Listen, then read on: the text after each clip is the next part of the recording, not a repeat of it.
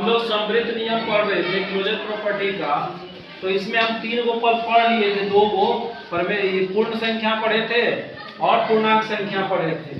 आज हम लोग प्रमेय संख्या का समृद्ध नियम पढ़ रहे हैं। पहले योग में पढ़ रहे हैं कि 2 प्रमेय संख्या का योगफल हमेशा एक प्रमेय संख्या यदि होगा तो प्रमेय संख्या क्या होगा कि योग के अंतर्गत समृद्ध होगा। अब व्यवकलन में आते हैं।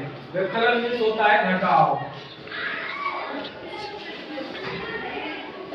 व्यवकलन में जब आप आते हैं तो इसमें करता है if difference of two rational numbers are always a rational number, then closure properties of rational number under subtractions are follow। यानी कि जब 2 प्रमेय संख्या को घटाएंगे तो हमेशा एक प्रमेय संख्या ही आएगा। तो जो प्रमेय संख्या क्या होगा, योग के अंतर्गत समृद्ध होगा। अब हम कोशिश करते हैं उस तरह से 1/2 माइनस 1/4 या 1/2 ही लिख लें। जब दोनों को घटाते हैं तो आता है 0। तो यह भी एक प्रमेय संख्या है, यह भी एक प्रमेय संख्या। घटने के बाद जो 0 आया यह भी एक प्रमेय संख्या है।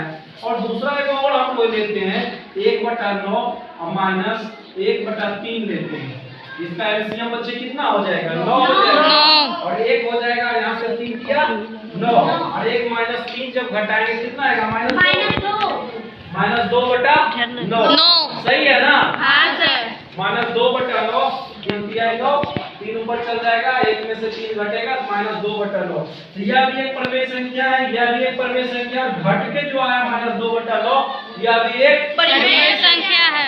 इसके आधार पर हम कह सकते हैं कि जब भी 2 प्रमेय संख्या को घटाते हैं तो हमेशा एक प्रमेय संख्या आती है। तो हम सब कहेंगे कि प्रमेय संख्या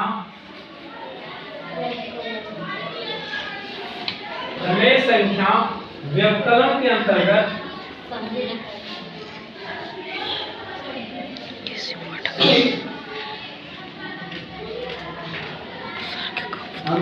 समृद्ध है। ठीक है, आगे हम लोग चलते हैं किस में, गुणन में।